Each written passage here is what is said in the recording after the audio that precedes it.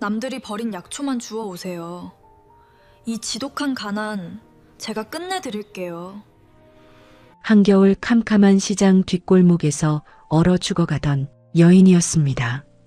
얇은 옷 하나만 걸친 채 버려진 여인을 가난한 시장통 리어카 짐꾼이 다세대 주택의 반지하 방으로 데려왔죠. 여인이 깨어난 지 며칠 지나지 않아 두식을 조용히 방으로 불렀습니다. 그러더니 연필로 그린 빼곡한 상권 지도를 손가락으로 짚었죠. 두식은 벼락이라도 맞은 듯 온몸이 굳어버렸어요. 낮에는 주눅 들어 허드렛 일만 거들던 가여운 여자가 밤이 되자 완전히 다른 눈빛을 하고 있었거든요.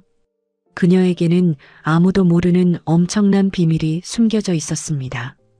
대체 길바닥에 버려진 소박맞은 이 여인의 진짜 정체는 무엇이었던 걸까요? 가난한 남자와 버려진 여인, 이 두 사람이 어떻게 거대한 운명의 판을 완벽하게 뒤집어 엎었는지 그 통쾌하고 가슴 벅찬 인생 역전의 이야기 속으로 지금 바로 들어가 보겠습니다. 때는 2001년 전국 최대 규모의 전통 약재 도매시장 뒤편이었습니다. 비좁은 골목 끝자락에 김씨네 7 식구가 부대끼고 사는 낡은 다세대 주택이 있었죠. 햇빛조차 제대로 들지 않는 반지하 방 2칸이 이들 살림의 전부였거든요. 폐질환을 앓는 아버지 철만과 식당 주방 보조로 일하는 어머니 미자부터 만년 고시생 큰형 영만, 그리고 시장에서 채소를 파는 형수, 현숙이 있었어요. 거기다 미용실 보조 미용사 여동생 태희와 배달 오토바이를 타는 쌍둥이 형제까지 하루도 조용할 날이 없는 집구석이었죠. 그 틈에 셋째 아들 김두식이 있었습니다. 올해 35인 두식은 덩치가 산만하고 힘이 장사였지만 성품은 바보스러울 만큼 순박한 사내였어요. 매일 새벽 시장 바닥이 깨어나기도 전에 낡은 리어카를 끌고 나섰습니다. 상인들도 고개를 내젓는 험하고 무거운 짐만 도맡아 날랐거든요. 80kg짜리 황동 옹기부터 어른 혼자 들기 벅찬 무쇠 약탕기와 대형 가마솥까지 전부 두식의 몫이었습니다. 땀에 절은 점퍼를 입고 종일 시장통을 누볐지만 상인들은 번번이 수고비를 후려쳤습니다. 두식아, 오늘 장사도 꽝인데 3,000원만 빼자. 네, 알겠습니다. 다음에 장사 잘 되시면 그때 얹어주세요. 두식은 사람 좋은 웃음을 짓고는 푼돈을 쥐어 돌아섰습니다. 빈 리어카를 끌고 집으로 향했죠. 시장 사람들은 미련해서 평생 짐꾼 노릇이나 하다 골병들 거라면서 혀를 찼습니다. 하지만 두식의 소원은 온 식구가 둘러앉아 고깃국 한번 실컷 먹어보는 것뿐이었어요. 안타깝게도 그 소박한 소원이 이루어진 날은 아직 없었죠. 그해 겨울은 뼈가 시리도록 매서운 한파가 시장 골목을 덮쳤습니다. 경기마저 꽁꽁 얼어붙어 도매시장엔 발길이 뚝 끊겼고 두식의 일감도 바닥을 드러냈어요. 김씨네 반지하 방은 연탄살 돈이 떨어져 바닥이 얼음장이었습니다. 어머니 미자는 눈칫밥 타령을 하는 태희를 쥐어받고 깊은 한숨을 내쉬었습니다. 아버지 철만은 연신 받은 기침을 토해냈고 큰형 영만은 아내 눈치만 살피며 고개만 숙이고 있었죠. 억척스러운 형수는 당장 월세 밀려 길바닥에 나앉게 생겼다면서 애꿎은 방문만 거칠게 닫아버렸습니다. 두식은 묵묵히 그 광경을 지켜보았죠. 변명조차 하지 못하는 무능함이 가슴을 짓눌렀거든요. 다음 날 새벽, 두식은 밑창이 달아빠진 운동화 끈을 질끈 묶었습니다.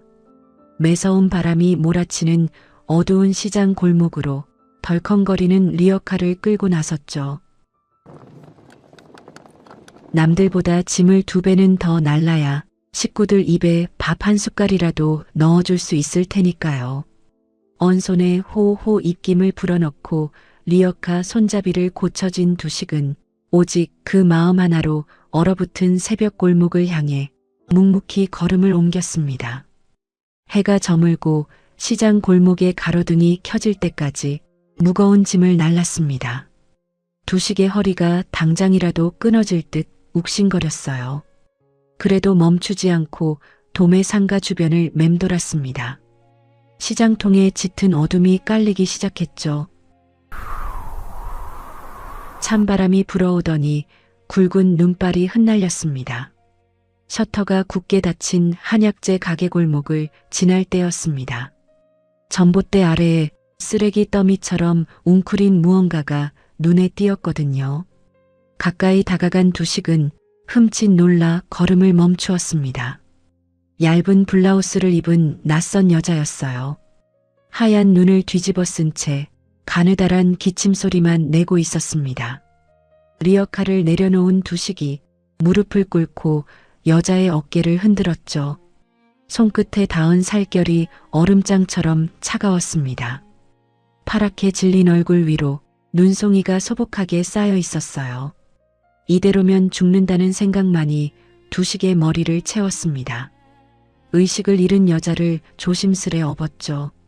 천근만근 무거웠지만 두식은 이미 집을 향해 뛰고 있었습니다. 두식이 반지하 다세대 주택의 철문을 열어젖힌 것은 밤이 깊은 시각이었습니다. 요란한 소리에 안방 문이 벌컥 열렸어요.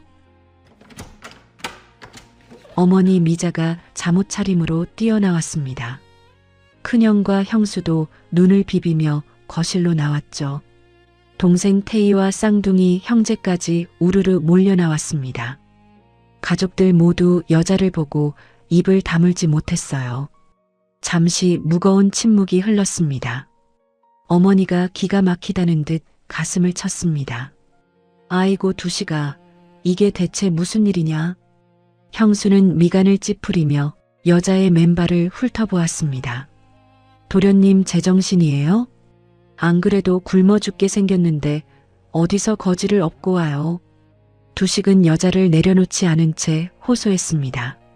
시장 구석에서 꽁꽁 얼어 죽어가고 있었어요. 태희가 신경질적으로 고개를 휙 돌려버렸죠. 우리 집엔 눕힐 방도 없어. 당장 내다버려. 쌍둥이 형제는 주머니에 손을 찔러 넣은 채 서 있기만 했습니다. 큰형이 헛기침을 하며 아내 눈치를 보았어요. 두식아, 불쌍해도 경찰서에 데려다 주자. 우리도 팍팍하잖냐. 바로 그때였습니다. 안방 문틈으로 심하게 쿨럭거리는 기침 소리가 터져 나왔습니다. 아버지 철만이 벽을 짚고 비틀거리며 걸어 나왔죠. 철만은 두식의 등에 엎여 사색이 된 여자를 묵묵히 바라보았습니다. 그리고 거친 숨을 몰아쉬며 천천히 입을 열었어요. 사람 목숨이 먼저다. 따뜻한 방에 눕히고 살려내라. 순식간에 집안이 쥐죽은 듯 고요해졌습니다. 형수는 어이가 없다는 듯 콧방귀를 뀌었고 동생 태희는 방문을 쾅 닫고 들어갔죠. 두식은 아버지에게 묵묵히 고개를 숙였습니다. 창고처럼 쓰던 작은 방이 급하게 치워졌습니다. 두식은 여자를 이불 위에 눕히고 자신은 차가운 거실 장판에서 밤을 지새우겠다고 했죠. 어머니는 툴툴거리면서도 숭늉을 끓여왔어요. 밤새 여자는 지독한 몸살을 앓았습니다. 방문 너머로 신음이 얇은 벽을 타고 새어나왔거든요. 두식은 거실 바닥에 웅크리고 앉아 날이 밝을 때까지 한숨도 자지 못했습니다. 이튿날 아침 여자가 번쩍 눈을 떴습니다. 여자의 시선이 문지방 앞에 앉은 두식과 마주쳤어요. 여자는 바짝 마른 입술을 달싹이며 가느다란 목소리로 물었습니다. 여기가 대체 어디죠? 우리 집입니다. 아무 걱정 마시고 푹 쉬세요. 서아는 힘겹게 눈을 깜빡이고는 낯선 반지하 방 안을 천천히 둘러보았습니다. 그리고 몹시 갈라진 목소리로 자신의 진짜 이름을 조심스레 밝혔어요. 윤서아라고 합니다. 억울하게 시댁에서 쫓겨났어요. 그 슬픈 고백이 채 끝나기도 전이었습니다.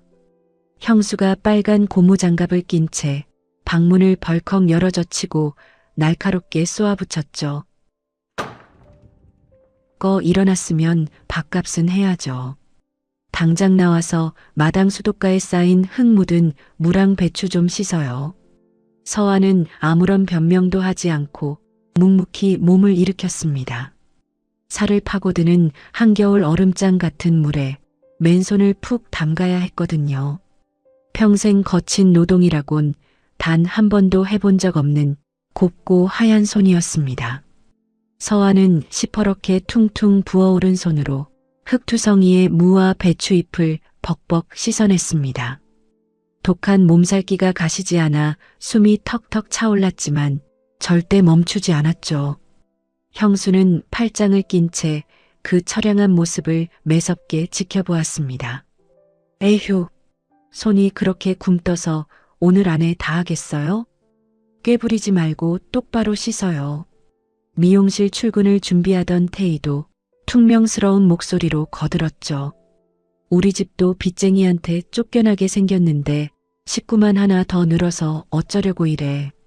서아는 쏟아지는 날 선 구박에도 그저 고개를 푹 숙인 채 물을 헹구었습니다. 무거운 짐을 나르러 가던 두식은 그 안타까운 뒷모습을 말없이 지켜보았어요. 어느덧 해가 뉘엿뉘엿 질 무렵 퇴근한 두식의 낡은 점퍼 주머니에는 김이 모락모락 나는 호빵 2개가 들어 있었습니다. 두식은 억척스러운 형수의 눈을 피해 서아에게 다가가 쭈뼛거리며 따뜻한 호빵을 슬쩍 내밀었죠. 서아는 온기가 남은 호빵을 두 손으로 꽉 쥐고 두식을 올려다보았습니다. 두식의 우직한 눈빛에는 그 어떤 계산이나 불순한 호기심도 담겨 있지 않았어요. 서아는 꽁꽁 언 손을 천천히 녹이며 아주 작게 고개를 끄덕였습니다. 그녀가 이 비좁은 김씨 집안에 머문 지 이틀째 되던 날이었습니다. 전국 최대 규모의 약재 시장 바닥에 커다란 소문 하나가 불길처럼 번지기 시작했어요. 시내에서 제일 잘 나가는 백비한방병원에서 며느리를 알거지로 내쫓았다는 충격적인 이야기였습니다. 두식이 약재 창고 앞에서 대형 옹기를 나르다 그 소문을 듣게 되었죠. 도매상 상인들 말에 따르면 며느리는 병원의 핵심 약재 처방 비법과 자금 장부를 꿰차고 있던 실세였다고 했습니다. 그런데 병원장 아들인 한의사 남편이 똑똑한 아내에게 지독한 자격지심을 느꼈다고 했어요. 남편은 홧김에 룸살롱 출신의 병원 관리실장을 내연녀로 들였다 했죠. 탐욕스러운 시어머니는 여자가 기가 세면 남편 앞길을 막는다면서 며느리의 뺨을 모질게 때렸다고 했습니다. 결국 악독한 시댁 식구들이 훗날 위자료라도 요구할까봐 강제로 이혼 서류에 도장부터 찍게 만들었다고 했어요. 그러고는 며느리의 전 재산이 담긴 통장을 모조리 빼앗고 한겨울에 얇은 옷 하나만 입혀서 쫓아냈다 했어요. 이야기를 묵묵히 듣던 두식은 리어카 손잡이를 꽉 움켜쥔 채 제자리에 우뚝 멈춰 섰습니다. 자신이 어두운 골목에서 주워온 그 가여운 여자가 어떤 끔찍한 지옥을 겪었는지 비로소 알게 되었거든요. 두식은 먹먹해진 가슴을 부여잡고 한참 동안 그 자리에 서 있을 수밖에 없었습니다. 그날 밤 두식은 평소보다 일찍 파김치가 되어 집으로 돌아왔습니다. 식구들은 일찌감치 저녁을 먹고 각자의 방에 틀어박혀 있었죠. 안방에서는 부모님의 코 고는 소리가 들렸고 거실에서는 쌍둥이 조카들이 낡은 소파에 널브러져 잠들어 있었습니다. 두식은 차가운 거실 장판에 얇은 이불을 깔고 누웠어요. 그런데 이상하게도 잠이 오지 않았습니다. 한참을 뒤척이다가 목이 말라 부엌으로 향할 때였습니다. 서아가 머물고 있는 좁은 문틈 사이로 옅은 불빛이 새어나오고 있었거든요. 식구들이 모두 잠든 깊은 새벽이었습니다. 방구석에 낡은 백열등 하나가 켜져 있었어요. 두식은 자신도 모르게 발소리를 죽이고 다가갔죠. 엉성하게 닫힌 미닫이 문 틈새로 방 안을 조심스레 들여다보았습니다. 서아는 바닥에 쪼그리고 앉아 있었죠. 그런데 낮에 형수에게 온갖 구박을 받던 그 가녀린 여자가 아니었어요. 백열등 불빛 아래에서 빛나는 서아의 눈빛은 무서울 정도로 날카로웠습니다. 그녀의 손에는 몽당 연필이 단단히 쥐어져 있었고 바닥에 깔린 철 진한 달력 뒷면에는 무언가가 빼곡하게 적혀 있었어요.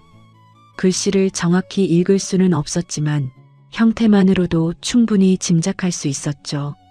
그것은 전국 최대 규모라는 이 약재 시장의 복잡한 유통망과 도매상들의 위치를 그려놓은 정교한 상권 지도였습니다. 서아의 손은 쉬지 않고 움직였죠. 연필로 선을 쭉쭉 긋고 복잡한 단가와 숫자들을 적어내리더니 무언가를 지우고는 다시 거침없이 써내려갔어요. 두식은 그 자리에서 꼼짝도 할 수 없었습니다. 낮에는 얼음물에 물을 씻으며 한마디 대꾸조차 못하던 여자가 이 깊은 밤에는 완전히 다른 사람처럼 보였거든요. 서아는 한참을 그렇게 무서운 집중력으로 달력 뒷면을 채워나갔습니다. 그러다 움직임을 멈추고는 조용히 눈을 감았어요. 창백한 뺨을 타고 눈물이 한 줄기 툭 흘러내렸습니다. 아무런 소리도 내지 않은 채 그저 처연한 눈물만 흘렸죠. 두식은 문 밖에서 숨을 억지로 참아냈습니다. 서아는 흐르는 눈물을 대충 훔치고는 다시 독하게 연필을 움켜쥐었어요. 눈물이 그렁그렁하게 맺힌 채로 지도를 그리고 또 맹렬하게 숫자를 계산했죠. 두식은 그 뒷모습을 보면서 텅 빈 가슴 한구석이 뜨겁게 달아오르는 것을 느꼈습니다. 그는 더 지켜보지 못하고 조용히 발길을 돌렸습니다.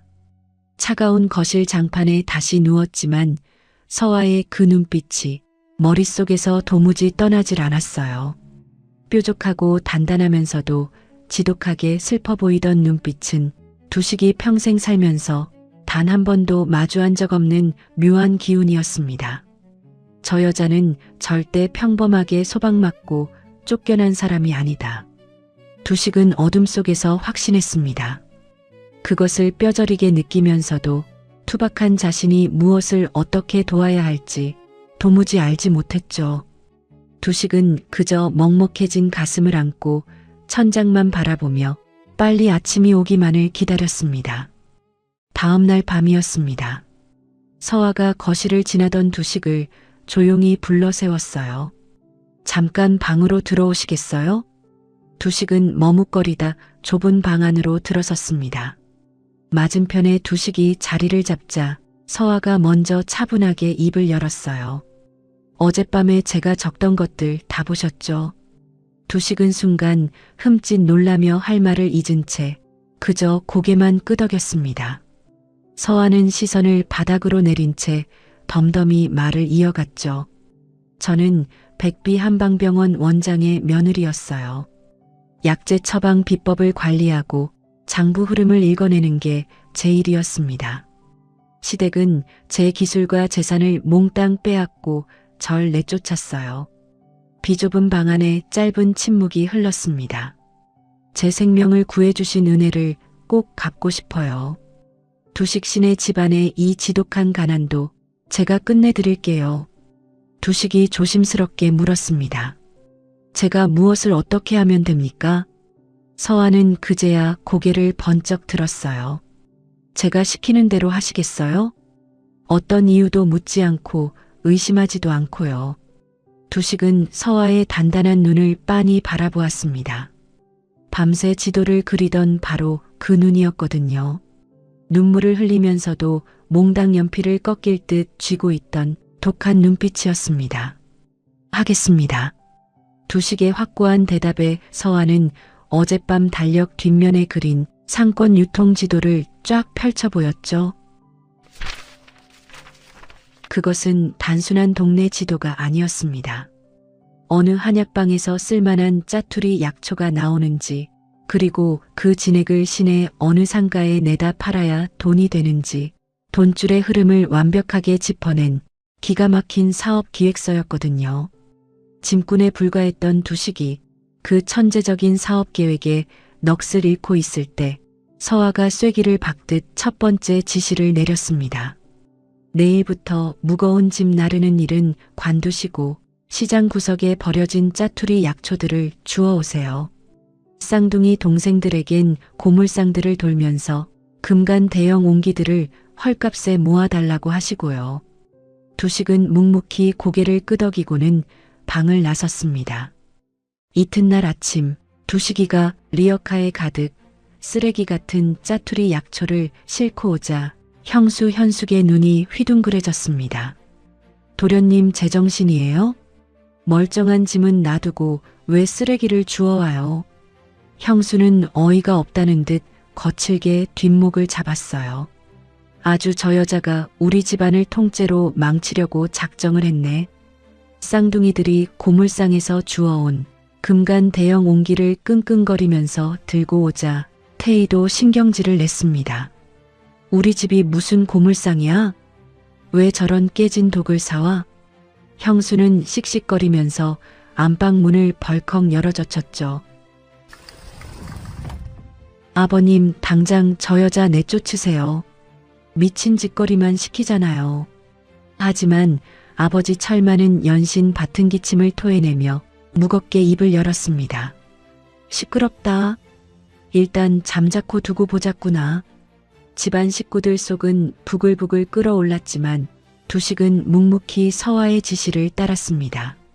매일 시장을 돌면서 남들이 쓸모없다 내버린 약초 짜투리들을 주워왔고 쌍둥이는 시장을 돌면서 깨진 옹기를 아주 싼 값에 사들였어요. 서화는 밤마다 그 짜투리 약초들을 정성껏 분류했습니다. 약초를 배합해 최고급 진액을 다려내는 비법을 알려주었고 깨진 옹기를 진흙으로 메워 복원하는 방법도 가르쳤죠. 그렇게 꼬박 열흘이 지났습니다. 서화가 꼼꼼히 밀봉한 진액 단지 하나를 두식에게 내밀었어요. 이걸 도매시장 큰손 박 회장님께 가져가서 아무 말 없이 내용물만 보여드리세요. 두식은 영문도 모른 채 도매상가로 향했습니다.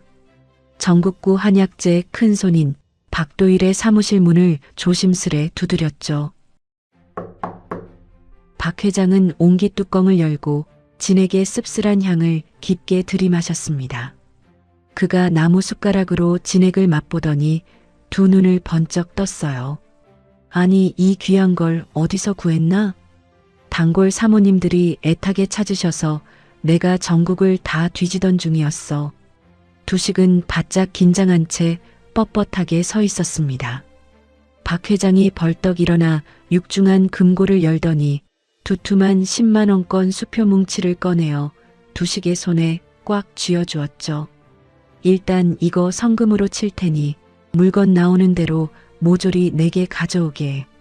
사무실 문을 나선 두식은 시장통 한가운데서 걸음을 멈추었습니다. 거친 손에 쥐어진 엄청난 액수의 수표를 멍하니 내려다보았죠. 남들이 거들떠보지도 않던 버려진 약초가 그 여자의 비상한 머리를 거치자 어마어마한 돈으로 변해버린 순간이었거든요. 두식은 벅찬 숨을 토해내고는 흐린 겨울 하늘을 올려다보았어요. 당장 서화에게 달려가 이 믿기지 않는 기적을 전해야만 했죠. 계약금으로 거액의 수표를 받아왔다는 소문이 좁은 집안에 쫙 퍼졌습니다. 늘 억척스럽게 굴던 형수의 태도가 하루아침에 싹 바뀌었거든요. 서화 씨, 아침에 고기 반찬 좀 해줄까? 철없는 여동생 태희도 곁을 알짱거렸습니다. 우리 언니는 진짜 못하는 게 없네. 하지만 서화는 노골적인 아부에도 옅은 미소조차 짓지 않았어요. 묵묵히 달력 뒷면에 다음 계획을 철저하게 계산했죠. 박 회장에게서 거액의 잔금이 마저 들어오자 쌀독이 오랜만에 가득 찼습니다. 그런데 그 평화도 아주 잠시뿐이었습니다. 시장 바닥에 원인을 알 수 없는 신종호흡기 전염병이 번지면서 끔찍한 위기가 찾아왔어요.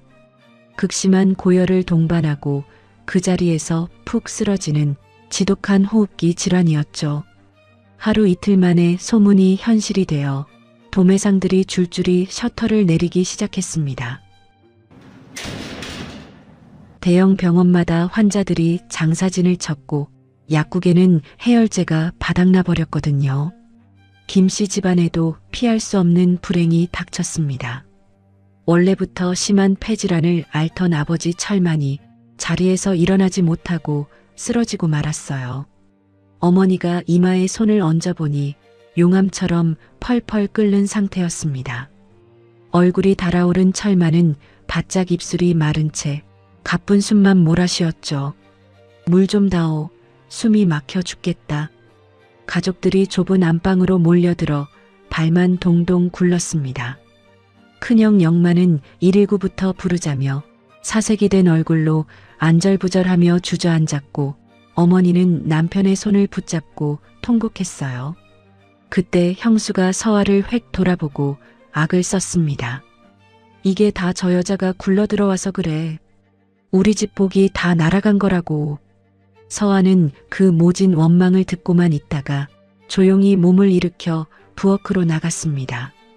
잠시 후 그녀의 손에는 옹기에서 숙성시킨 특제 진액 사발이 들려 있었어요. 서아는 철만의 입에 그 쓴 진액을 조심스럽게 흘려 넣었죠. 가족들이 옴짝달싹 못하고 그 광경을 지켜보았습니다. 반나절이 지나자 기적이 일어났거든요. 철만의 이마에서 끓어오르던 열기가 씻은 듯이 가라앉았어요. 갈에 섞인 소리가 나던 끔찍한 숨소리도 고르게 돌아왔죠. 저녁 무렵이 되자 철만이 상체를 일으키고 입을 열었습니다. 시원한 물 한 잔만 갖다 줘. 집안이 쥐죽은 듯 고요해졌습니다. 어머니가 떠온 냉수를 단숨에 들이킨 아버지가 서아를 똑바로 바라보았어요. 내가 날 살렸구나. 정말 고맙다. 그 묵직한 한마디에 형수의 눈동자가 흔들렸습니다. 태희는 멍하니 눈만 껌뻑거렸죠. 그날 밤 서아는 두식을 따로 불렀습니다. 남은 진액을 단지에 나누어 담으세요. 내일 도매시장 입구로 가셔서 조용히 팔고 오시면 됩니다. 호객할 필요 없이 사람들이 잘 보는 곳에 뚜껑만 열어두세요. 다음 날 아침 두식은 진액 단지들을 리어카에 싣고 시장으로 나섰습니다. 도매시장 입구에는 어제 다 죽어가던 두식의 아버지가 저 특제 진액을 먹고 기적처럼 살아났다는 소문이 이미 쫙 퍼져 있었어요.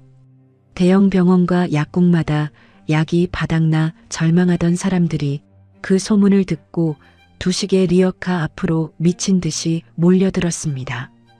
당장 내 가족부터 살려야 한다며 지폐 뭉치를 다급하게 내밀거나 차고 있던 금목걸이까지 풀어서 건네는 사람도 있었어요. 두식은 흥정없이 그들이 내미는 것을 차분하게 받았습니다. 집안에서는 서아가 한숨도 자지 않고 쌍둥이들과 진액을 끓여냈습니다. 몇 주가 지나기도 전에 소문이 퍼져 거실에는 수표와 현찰 다발이 수북하게 쌓였어요. 다음 날에는 두툼한 백화점 상품권 뭉치가 들어왔고 그 다음 날에는 최상급 한우 세트와 명품 굴비 상자가 거실 벽면을 따라 길게 늘어섰죠. 형수는 그 광경을 넋이 나간 사람처럼 쳐다보았습니다. 태희가 새언니의 옷소매를 붙잡고 바들바들 떨었어요. 새언니, 저 여자 진짜 귀신 씬 거 아니야? 형수는 아무 대답도 하지 못하고 곧장 뜨끈한 쌍화차를 끓여왔습니다. 쟁반에 받쳐들고는 서아의 방문을 아주 조심스럽게 두드렸죠. 이제 이 집안에서 서아를 구박하는 사람은 없었습니다. 형수는 매일 눈을 뜨자마자 서아의 방문 앞에 차를 올려두었어요. 태희는 서아의 옷자락을 붙잡고 콧소리를 냈습니다. 언니, 혹시 백화점 가실 때 저도 꼭 데려가 주세요. 서아는 그 행동에도 그저 조용히 웃어넘길 뿐이었습니다. 얼마 뒤 어머니가 서화를 조용히 안방으로 불렀어요. 어머니는 서랍을 열고 서화가 그동안 벌어들인 어마어마한 돈이 든 통장과 도장을 꺼내어 그녀의 손에 꼭 쥐어주었죠. 내가 우리 영감 목숨도 살리고 빚더미 집안도 일으켰어. 우리 두식이 짝이 되어서 이 집안 살림을 내가 좀 맡아주면 안 되겠니? 그것은 단순한 부탁이 아니었습니다. 길바닥에 버려졌던 서화를 김씨 집안의 진정한 며느리로 받아들이겠다는 공식적인 선언이었거든요. 서화는 붉어진 눈시울로 그 귀한 통장을 묵묵히 받아들었습니다. 한 달 뒤 김씨 일가는 낡은 다세대 주택을 완전히 떠나 시내에서 가장 비싸다는 으리으리한 주상복합 아파트로 이사했습니다. 남의 집 로비인 줄 알고 현관을 서성이던 태희가 거실로 들어서며 떡 벌어진 입을 다물지 못했죠. 세상에, 여기가 진짜 우리 집이라고? 이사한 주상복합 아파트 거실을 쌍둥이 형제들이 신나게 뛰어다녔습니다. 아버지 철만은 푹신한 최고급 가죽 소파에 기대어 흐뭇하게 눈을 감았죠. 시장 바닥에 만능 짐꾼이었던 두식은 어느새 전국 유통망을 꽉 쥔 어엿한 유통사 대표님으로 불리기 시작했습니다. 그의 봄이 끝날 무렵 두식이 서화에게 조심스레 진심을 고백했어요. 탁 트인 아파트 베란다에서 화려한 도심의 야경을 바라보던 때였습니다. 두식은 한참이나 헛기침을 하며 머뭇거리다가 무겁게 입을 열었죠. 저같이 투박한 놈이 감당할 수 있는 분이 아닌 거 잘 압니다. 그래도 지금 말씀드리지 않으면 평생 후회할 것 같아서요. 서화는 시선을 바닥으로 조용히 내렸습니다. 발끝을 한참 바라보더니 차분하고 부드러운 목소리로 대답했어요. 어두운 골목에서 저를 구해주셨을 때 제 과거가 어떤지 한 번도 묻지 않으셨잖아요. 그게 제 대답이에요. 초여름 김씨 집안 식구들은 시내의 아담하고 단정한 예식장에서 소박한 결혼식을 올렸습니다. 어머니 미자는 연신 눈가를 훔쳤고 올케 현숙은 흐뭇한 얼굴로 크게 박수를 쳤어요.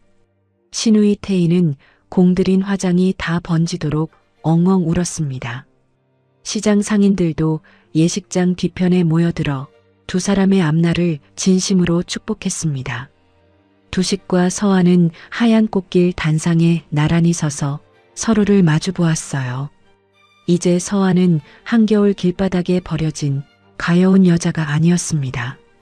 어엿한 유통회사의 안주인이자 가장 든든한 동반자가 된 거였거든요.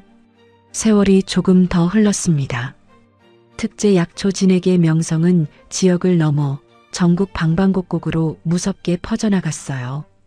두식은 새벽마다 유통회사 대표로서 거래처 큰손들을 바쁘게 만나러 다녔으며 서화는 거실에서 장부를 펼쳐놓고 사업을 꼼꼼하게 지휘했습니다.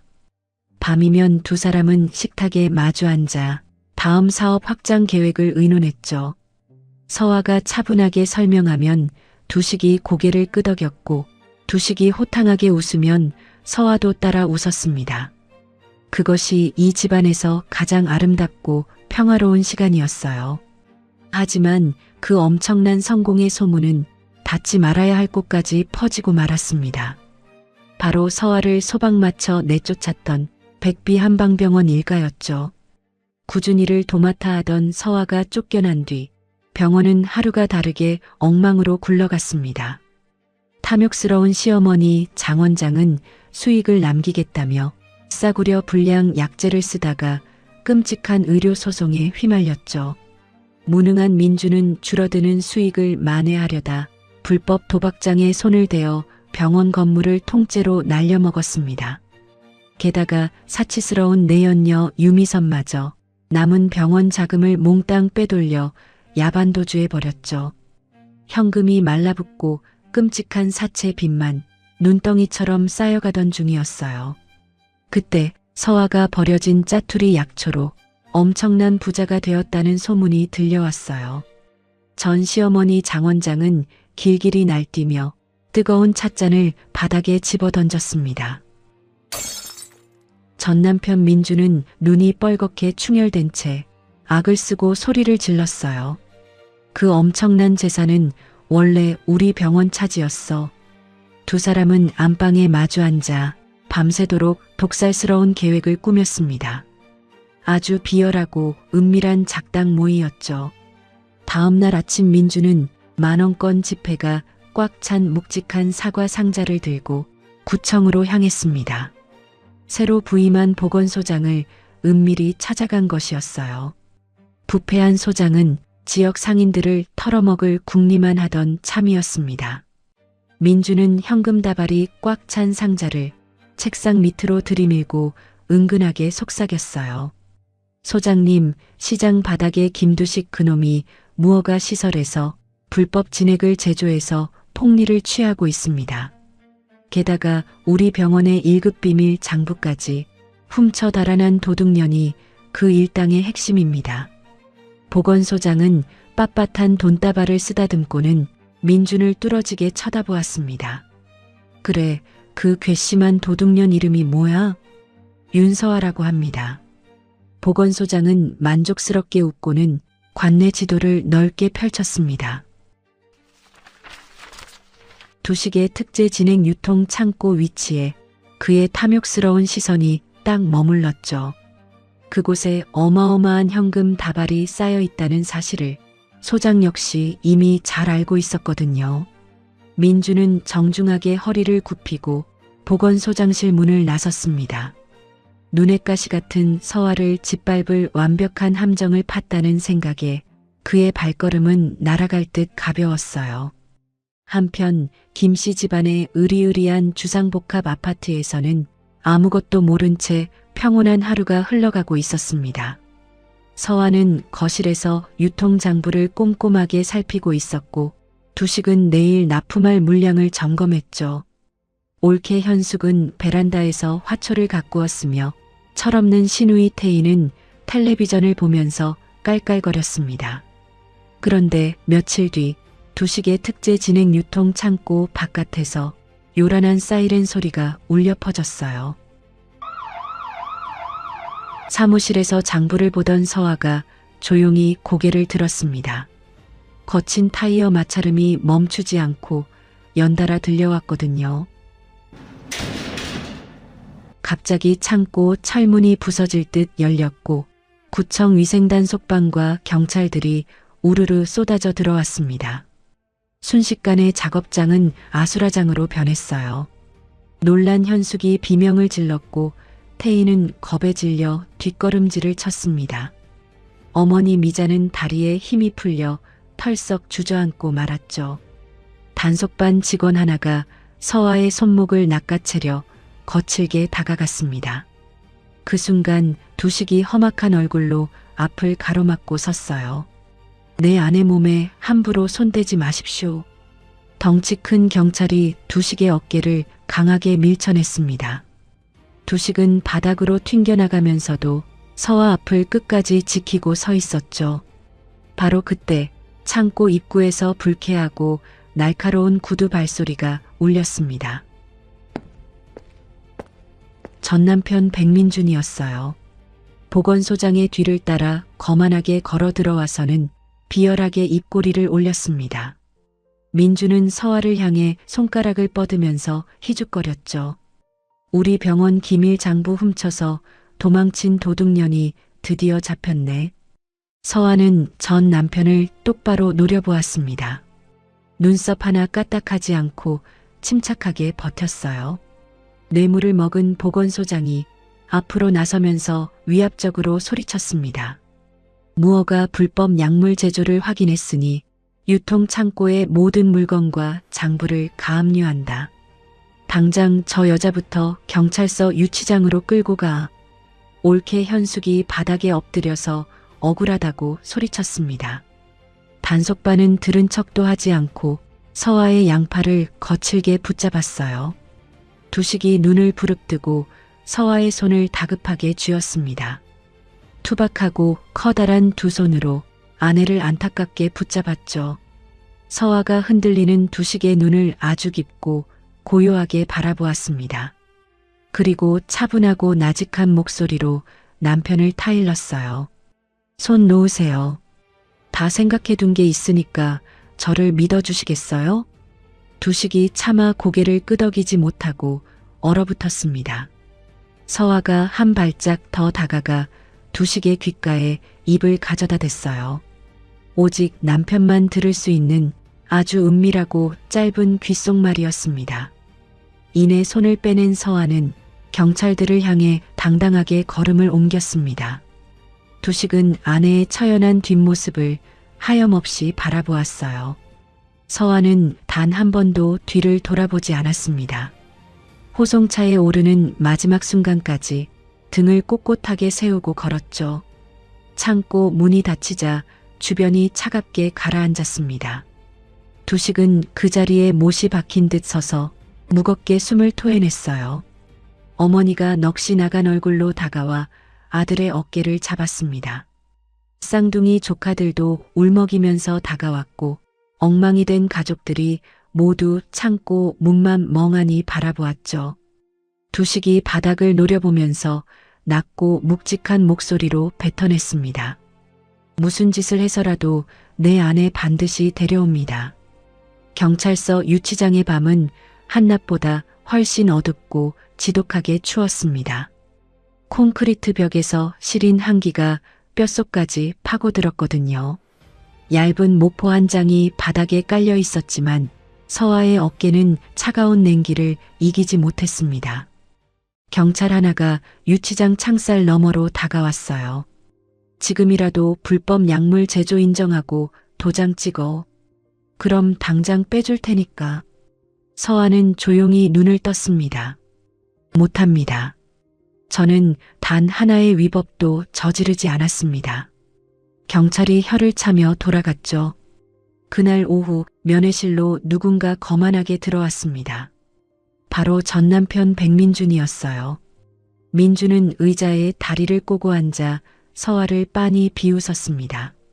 아직도 그 똥꼬집이네. 내 이름으로 된 창고 지분 다 넘기고 다시 내 밑으로 들어와. 그럼 감옥살이는 면하게 해줄게. 서화가 민준을 똑바로 쳐다보았습니다. 그리고 아주 차분하게 입을 열었죠. 당신이 나를 살려줄 수 있다는 건 애초에 죄 없는 사람을 억지로 올감했다는 뜻이잖아요. 당신들의 끝이 얼마 남지 않았어요. 전곡을 찔린 민주는 얼굴이 불그락푸르락해지고는 자리에서 벌떡 일어났습니다. 그래, 평생 거기서 썩어라. 서화는 다시 좁고 어두운 유치장으로 돌아왔습니다. 그녀는 형사에게 반성문을 쓰겠다고 핑계를 대고선 볼펜과 이면지 몇 장을 미리 얻어두었어요. 서화는 차가운 콘크리트 벽에 등을 기대고 앉아 무언가를 빼곡하게 적어 내려가기 시작했습니다. 그것은 바로 백비 한방병원의 추악한 비밀 로비 장부였어요. 서화는 그 악독한 시댁에서 수년을 노예처럼 살았죠. 밤낮으로 숨겨진 이중 장부를 꿰뚫어 보았습니다. 몇 년도에 대형 제약회사와 불법 리베이트를 했는지, 값싼 중국산 약재를 얼마에 속여 팔았는지 그녀의 머릿속에 모두 들어 있었죠. 구청 보건소장에게 명절마다 뇌물을 얼마나 바쳤는지도 완벽하게 기억하고 있었어요. 손끝이 꽁꽁 얼어붙어 감각이 사라졌지만 그녀는 멈추지 않았습니다. 날이 밝을 때까지 그들의 모든 비리를 종이 위에 낱낱이 기록했죠. 한편 김씨 집안의 주상복합 아파트는 차갑게 얼어붙어 있었습니다. 숨막히는 침묵을 깨고 큰형 영만이 무겁게 입을 열었어요.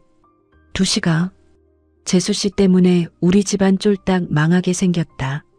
창고 물건이랑 통장까지 다 가압류 당했잖냐. 이쯤에서 서류 정리하고 갈라서라. 그래야 우리 식구가 살아. 두식은 충혈된 눈으로 형을 매섭게 쳐다보았습니다. 그리고 단호한 목소리로 대답했죠. 형님, 서화 덕분에 우리 빚 다 갚고 이 좋은 집에서 사람 대접받고 삽니다. 제 아내 팔아서 저 혼자 살아남는 비겁한 짓은 죽어도 못합니다. 영마는 꿀먹은 벙어리처럼 입을 다물었어요. 옆방에서 그 말을 듣고 있던 형수도 소리 없이 눈시울을 붉혔습니다. 어머니가 다가와 두식의 손을 꽉 잡았어요. 지성이면 감천이라고 했다. 하늘이 무너져도 끝까지 내 아내를 믿어라. 두식은 유통창고에 남은 비상금을 털어 보건소 주변 인물들을 절박하게 찾아다녔습니다. 하지만 이미 민준 일당이 손을 써둔 탓에 아무도 그를 만나주지 않았고 모두가 등을 돌렸죠. 절망적이었던 그날 밤 두식은 거실 소파에 앉아 아내가 경찰에 잡혀가던 마지막 순간을 떠올렸어요. 서화가 두식의 귓가에 남긴 간절한 속삭임이었죠.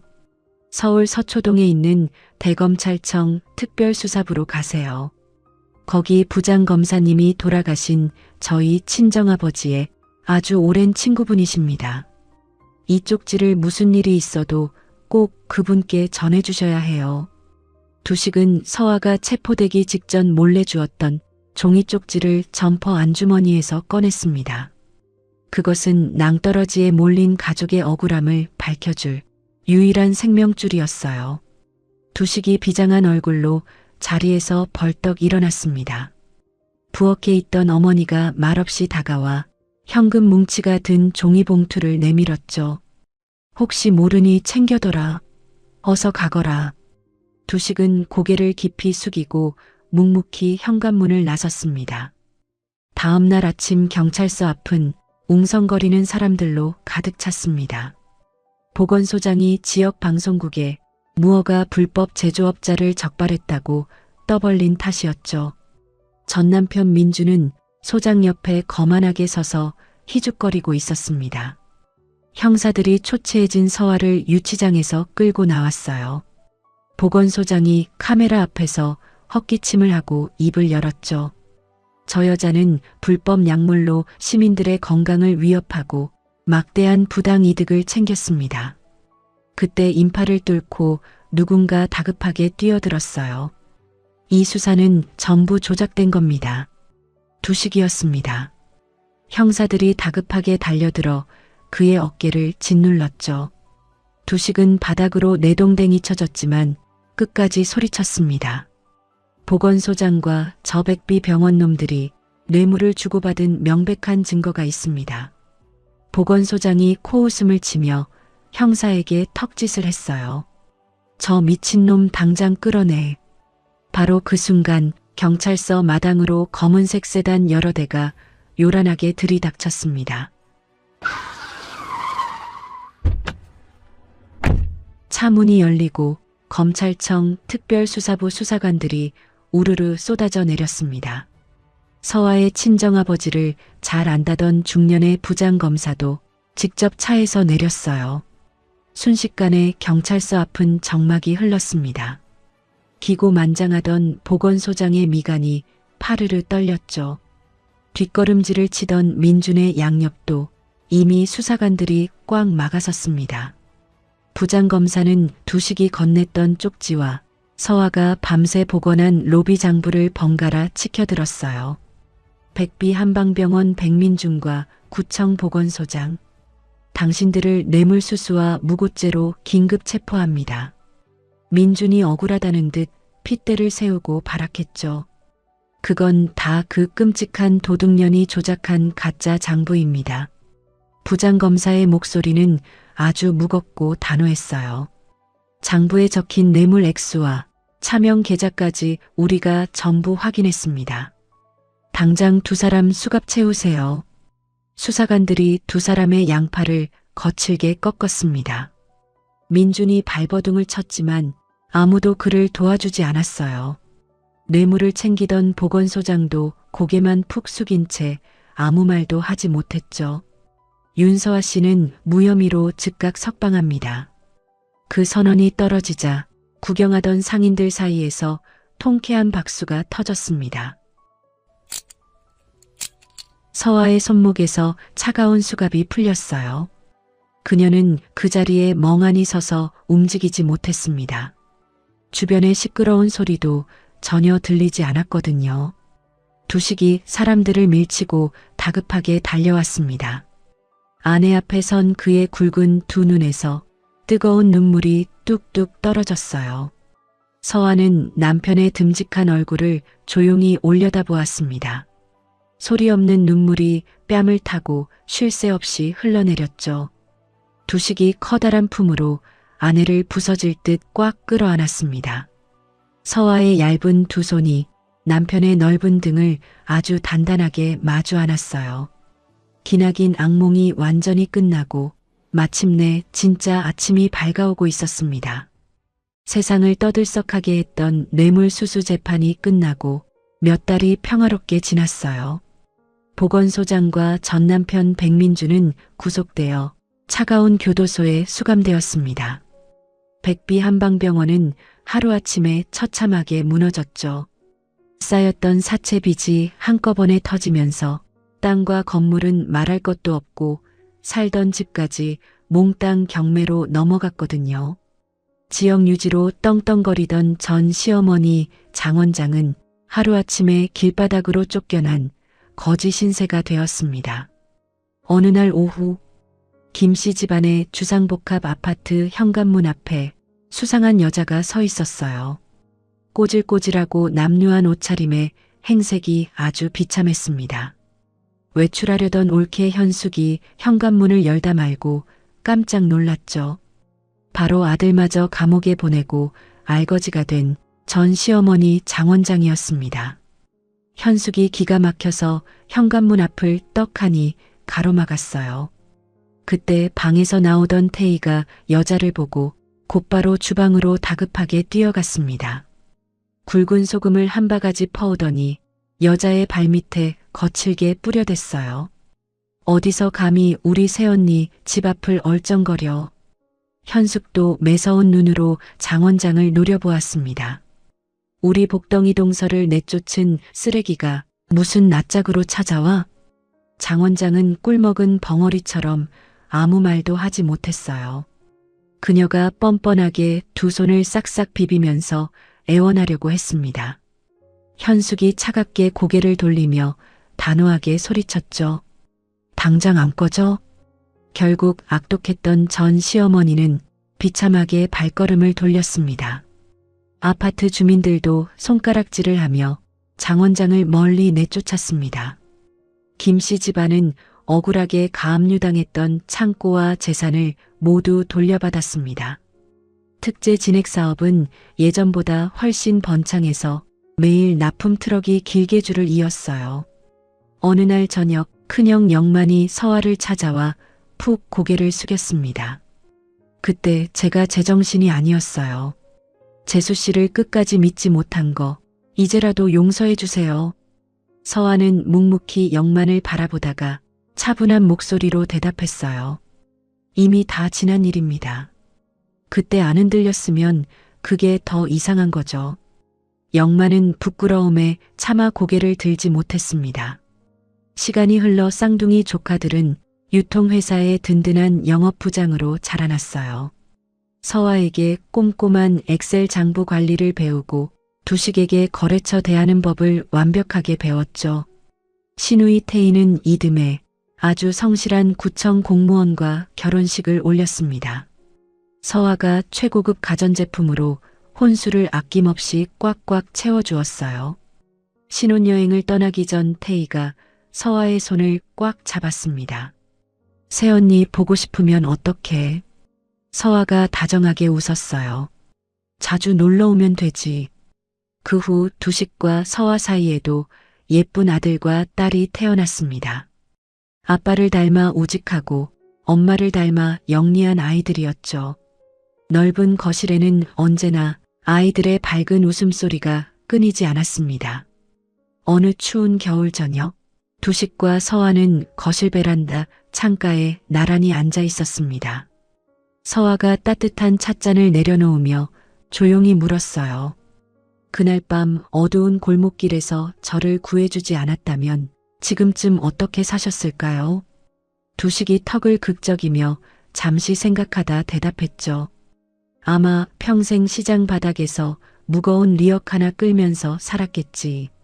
서아가 소리 없이 맑은 미소를 지었습니다.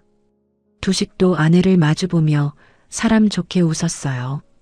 창밖으로 매서운 겨울바람이 스쳐 지나갔습니다. 안방에서는 새근새근 잠든 아이들의 숨소리가 평화롭게 들려왔죠. 두식이 아내의 어깨를 감싸 안으며 묵직하게 말했습니다.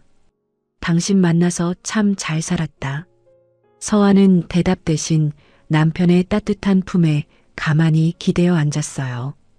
그것만으로도 더할 나위 없이 완벽하고 충분했습니다. 가진 것 하나 없던 시장통 리어카 짐꾼이 소박맞은 이혼녀를 데려와 진짜 훌륭한 가족이 된 이야기는 이렇게 막을 내렸습니다.